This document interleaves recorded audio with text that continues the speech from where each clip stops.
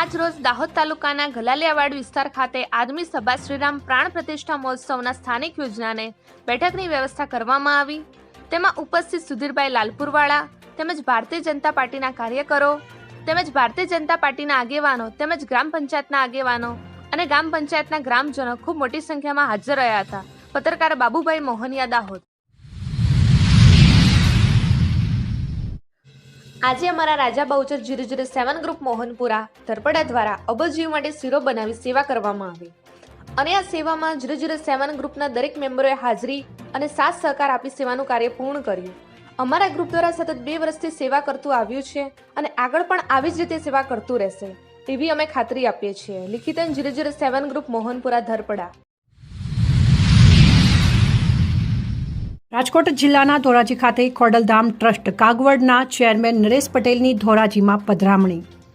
આગામી તારીખ 21/1/2024ને રોજ અમરેલી ગામ ખાતે સર્વ સમાજના લાભાર્થે નિર્માણ પામનાર ખોડલધામ કેન્સર હોસ્પિટલ નામ ભૂમિદાન માટે સંકલ્પબદ્ધ કરવા ખોડલધામ ટ્રસ્ટ કાગવડના ચેરમેન નરેશ પટેલ ધોરાજી ખાતે બાઇક રેલી અને સભાને સંબોધન કરી હતી।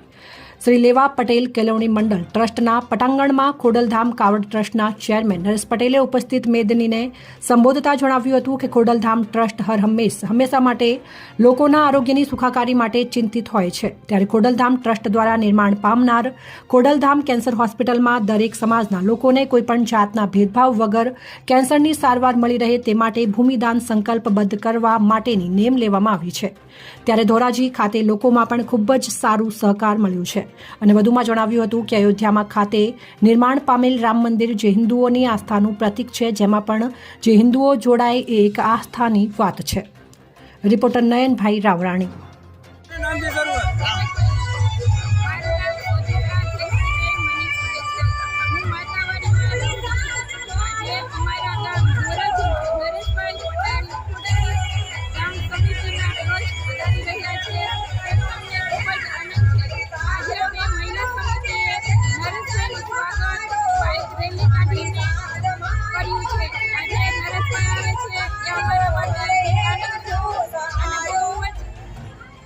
હર્ષનો વિષય છે।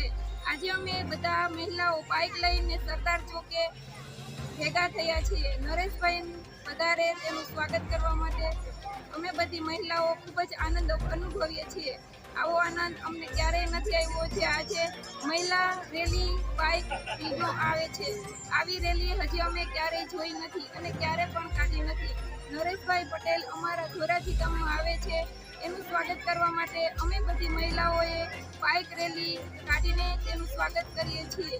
Thank you. ખોડલધામના અનેક પ્રકલ્પોના ભાગરૂપે આરોગ્ય ધામનું નિર્માણના ભૂમિપૂજન નિમિત્તે 21/1/2024ના રોજ ભૂમિપૂજન થવાનું હોય તો આખા ધોરાજી તાલુકાને રૂબરૂ આવી ખોડલધામની ટીમ અહીંયા આમંત્રણ દેવા આવી છે। ત્યારે ધોરાજી તાલુકાના સર્વ સમાજ અને લેવા પટેલ સમાજને આ તકે આમંત્રણ પાઠવું છું અને ખાસ વિનંતી કરું છું કે આ એક ઐતિહાસિક ક્ષણ જે બનવાનો છે એના સૌ સાક્ષી બને એવી મા ખોડલના ચરણોમાં પ્રાર્થના કરું છું। સાથે સાથે આજે જે માહોલ ધોરાજીની અંદર લેવા પટેલ સમાજનો મને જોવા મળ્યો છે એમાં ખાસ કરીને મહેનત કરી છે ભાઈ અમારા અરવિંદભાઈ વોરાએ, ભાઈ વરુણે અને ભાઈ Lalitbhai Vasoya.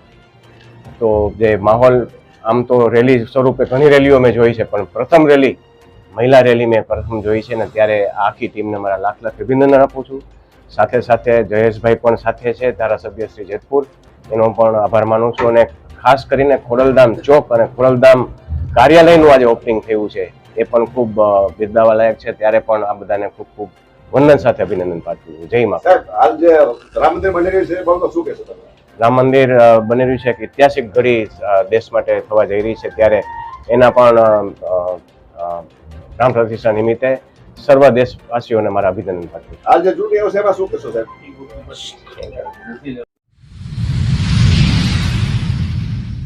Best tourism village ધોરાડોના સફેદ રણ ખાતે આંતરરાષ્ટ્રીય પતંગોત્સવ 2024નો ઉત્સાહભેર પ્રારંભ।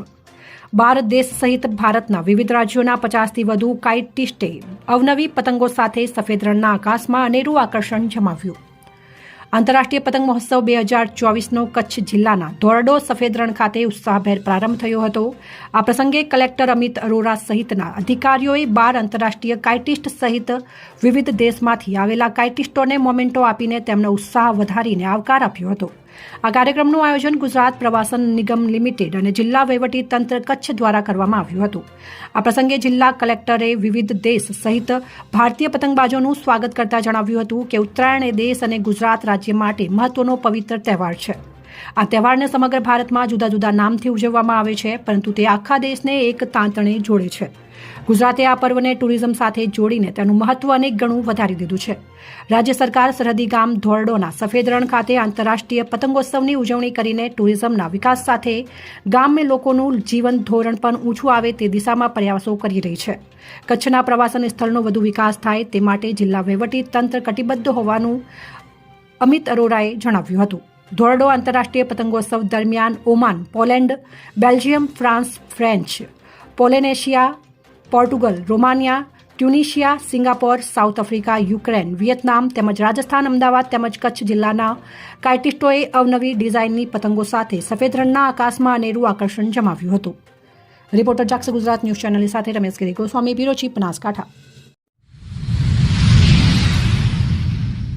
ભાડુઆત કંઈ કામ ધંધો કરતા ન હતા, તેમ છતાં તેમને ત્યાં લોકોની બહુ ભીડ જામી હતી.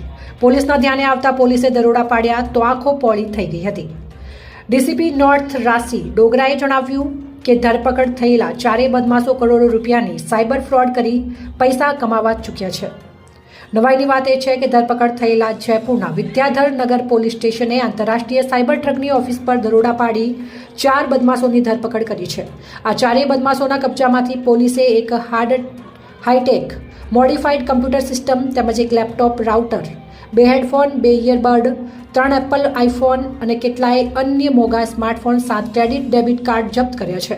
ધરપકડ થયેલા બદમાશો પાસેથી પોલીસે દેશી વિદેશી 15 કરોડથી વધારે લોકોના ક્રેડિટ ડેબિટ ડેટા, 2 કરોડથી વધારે લોકોના સોશિયલ મીડિયાના યુઝર નેમ, પાસવર્ડ અને 1 કરોડથી વધારે લોકોના આધાર કાર્ડના ડેટા જપ્ત કર્યા છે. રિપોર્ટર જાક્ષ ગુજરાત ન્યૂઝ ચેનલ સાથે Ramesh Giri Goswami, bureau chief, Banaskantha. Gujarat police સામે ફરિયાદ માટે હેલ્પલાઇન નંબર જાહેર કરાયો. પોલીસ સામેની જે કોઈ ફરિયાદ કરવી હોય તેના માટે ફોન નંબર જાહેર કરવામાં આવ્યો છે. સામાન્ય રીતે જો આપણને કોઈ સમસ્યા અથવા કોઈ ત્રાસ આપતું હોય તો આપણે 100 નંબર ઉપર ફોન કરીને પોલીસ સમક્ષ ફરિયાદ કરીએ છીએ, પરંતુ પોલીસ જ હેરાન કરતી હોય તો ફરિયાદ કરવી કોને? જોકે હવે આ સવાલનું નિવારણ લાવવા કેન્દ્ર સરકાર દ્વારા રાજ્ય સરકારને પોલીસ વિરુદ્ધ ફરિયાદ કરવા માટે 1444-9 નંબર ઉપર આપવામાં આવ્યો છે, જે નંબરની સેવા ટૂંક સમયમાં શરૂ કરી દેવામાં આવશે. ગુજરાતમાં પોલીસ દમન સામેની ફરિયાદ કરવા માટે 1444-9 નંબર જાહેર કરવામાં આવ્યો છે. પોલીસ સામેની કોઈ ફરિયાદ કરવી હોય તેના માટે આ નંબર પર કરી શકો છો. રાજ્ય સરકારે હાઈકોર્ટમાં આ હેલ્પલાઇન નંબર અંગે સોગંદનામું રજૂ કર્યું હતું. આગામી 15 દિવસમાં નંબર સક્રિય કરવા કવાયત હાથ ધરાશે. અન્ય હેલ્પલાઇન 24/7 કાર્યરત રહેશે. આ સાથે રાજ્ય સરકારે બીજા હેલ્પલાઇન નંબર પણ કોર્ટ સમક્ષ જણાવ્યા છે, જે ટૂંક સમયમાં જાહેર કરવામાં આવશે. જોકે હાલમાં 1091 મહિલા હેલ્પલાઇન નંબર, 1064 ભ્રષ્ટાચાર નિવારણ માટે અત્યારે કાર્યરત છે. પોલીસ કંટ્રોલ રૂમ 100 નંબર ઉપર પણ મદદ મળી રહે છે. તેવી જ રીતે પોલીસ સામે ફરિયાદ કરવા 1444-9 નંબર જાહેર કરવામાં આવશે. આ નંબર સક્રિય થતાં તેના જાહેરાતના માધ્યમથી પ્રચાર પ્રસાર કરવામાં આવશે. રિપોર્ટર જાક્ષ ગુજરાત ન્યૂઝ ચેનલ સાથે રમેશ ગિરી ગોસ્વામી, બ્યુરો ચીફ, બનાસકાંઠા. નજર કરીએ આજના મુખ્ય સમાચાર પર. બનાસકાંઠા જિલ્લાના થરાદ ખાતે પક્ષી બચાવ સારવાર કેમ્પ ખુલ્લો મુકાયો. ઉત્તરાયણના પર્વ નિમિત્તે પતંગના દોરાથી ઘાયલ થતા પક્ષી સારવાર કેમ્પ ખુલ્લો મૂકવામાં આવ્યો હતો. જલારામ ગૌ સેવા યુવક મંડળ અને બનાસકાંઠા જિલ્લા પ્રાણી અત્યાચાર નિવારણ સોસાયટી દ્વારા કેમ્પનું આયોજન કરાયું. પક્ષી બચાવ સારવાર કેમ્પમાં થરાદ શહેરના અગ્રણીઓ સહિત મંડળના સભ્યો ઉપસ્થિત રહ્યા. થરાદમાં છેલ્લા 16 વર્ષથી ઉત્તરાયણ પર્વ નિમિત્તે આ સેવા કેમ્પનું આયોજન કરવામાં આવી રહ્યું છે. રિપોર્ટર જાક્ષ ગુજરાત ન્યૂઝ ચેનલની સાથે કેયુભાઈ ચૌહાણ, 7 લાખની બ્યુરો ચીફ, બનાસકાંઠા. સમગ્ર થરાદની અંદર આજે ઉત્તરાયણનો, મકર સંક્રાંતિનો પવિત્ર તહેવાર ઉજવવામાં આવી રહ્યો છે. સાથે સાથે જે કરુણા અભિયાન દ્વારા પક્ષી બચાવ અભિયાનના અંતર્ગત એસપીએ અને થરાદની જલારામ યુવક મંડળની ટીમ દ્વારા ખૂબ જ સરસ કામગીરી અત્યારે થરાદની અંદર થઈ રહી છે. જે પતંગ રસિયાઓ દ્વારા અને ખાસ કરીને જે ચાઇનીઝ દોરીનો ઉપયોગ કરી અને જે પક્ષીઓને ઘાયલ કરવામાં આવી રહ્યા છે એને પક્ષીઓને દરેક જગ્યાએથી કલેક્ટ કરી અને એને ખૂબ જ સારી સારવાર અત્યારે આ તમામ મંડળો દ્વારા કરવામાં આવી રહી છે. સતત છેલ્લા સમગ્ર બનાસકાંઠાની અંદર કહો તો પણ કહી શકાય એવો છેલ્લા 21 વર્ષથી આ મંડળ અને યુવાનો સતત આ કામગીરી ખૂબ કરી રહ્યા છે. ખરેખર ખૂબ સરાહનીય છે અને ખૂબ સેવાનું કામ થઈ રહ્યું છે.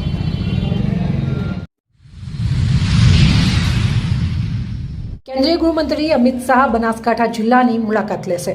કેન્દ્રીય ગૃહમંત્રી અમિત શાહ 15મી જાન્યુઆરીએ બનાસકાંઠા જિલ્લામાં બનાસ ડેરીના Banas bovine and breed research centre, પાલનપુરમાં નિર્માણ થનાર બનાસ બેંકના ઓડિટોરિયમ હોલ, ખેડૂત તાલીમ કેન્દ્રનું ખાતમુહૂર્ત કરશે. કેન્દ્રીય ગૃહમંત્રી અમિત શાહ 15મી જાન્યુઆરીએ બનાસકાંઠા જિલ્લાની મુલાકાત લેશે. દિયોદર તાલુકાના સણાદર ખાતે જનમેદનીને સંબોધી બનાસ ડેરી અને સહકારી સંસ્થાઓના વિવિધ પ્રોજેક્ટનું લોકાર્પણ અને ખાતમુહૂર્ત કરશે.